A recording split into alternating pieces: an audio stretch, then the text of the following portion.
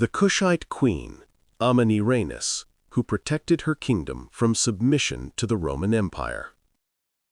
We may not know much about the great Queen of Kush, Amanirenas, who ruled an empire spanning the African continent during a sensitive period.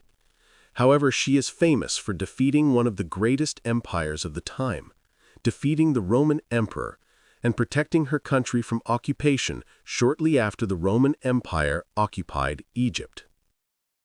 Despite the continued influence of Rome over vast areas of the world for centuries, the Kingdom of Kush's supremacy over this vast territory remained unshaken during the reign of this bold queen, who was able to achieve what many male leaders of the time could not. We may not know much about the great Queen of Kush, Amanirenas, who ruled an empire spanning the African continent during a sensitive period. However, she is famous for defeating one of the greatest empires of the time, defeating the Roman emperor, and protecting her country from occupation shortly after the Roman Empire occupied Egypt. Although Rome's influence continued for centuries over vast areas of the world, the Kingdom of Kush's supremacy over this expansion remained unshaken during the reign of this bold queen, who was able to achieve what many male leaders of the time failed to achieve. This comes after Lower Nubia was a hotly contested region before the Roman and Greek conquest of Egypt. The Nubian and Egyptian kingdoms expanded and contracted over the centuries, fighting for control of the region's precious metals, livestock, and slaves.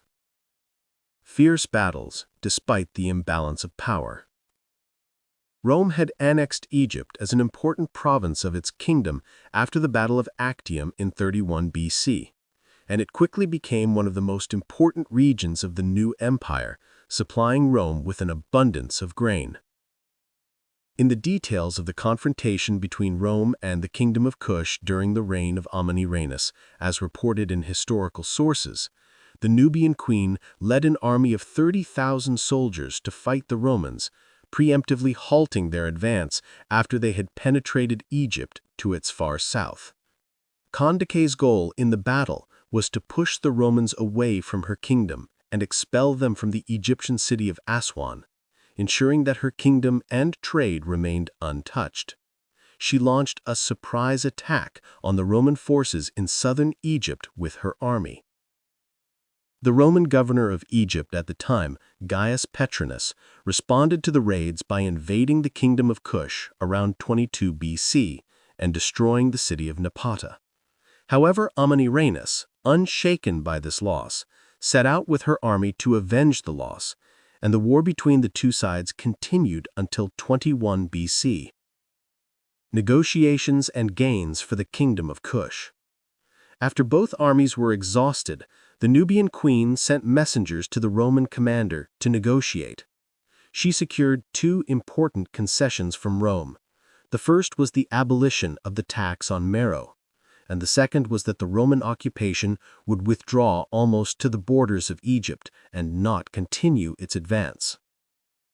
While the details of this treaty remain unclear, historical evidence suggests that Amanirenas' resistance led to gains for her kingdom, despite some military losses. After the conflict, the Kingdom of Kush, led by Amanirenas, was able to repel the Roman advance. Her control over the terms was evident in gaining the respect of the Roman Empire in peace talks and the subsequent increase in trade between Rome and Meroe. Caesar's head statue.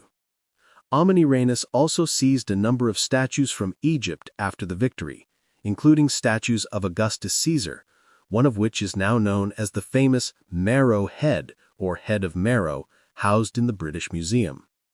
Among the pieces of main evidence of Meroitic raids against the Romans was the discovery of the bronze head of Augustus Caesar buried beneath the steps of a temple dedicated to victory in the Kushite capital, Meroe. The location of the head, which was broken from the original statue and deliberately placed at the feet of passers-by, suggests it served as a permanent reminder of the queen's victory over the powerful Roman ruler. The temple at Meroe was also decorated with depictions of Roman prisoners and victorious Nubian queens. Although the Kushite kingdoms eventually fell and collapsed around 350 AD, kandake Amanirenas preserved her legacy in history as one of the few figures who resisted and surpassed Roman rule. The video material is compiled from several sources. Thank you for watching. If you liked the video and found the information useful, please share it with us so that everyone can benefit.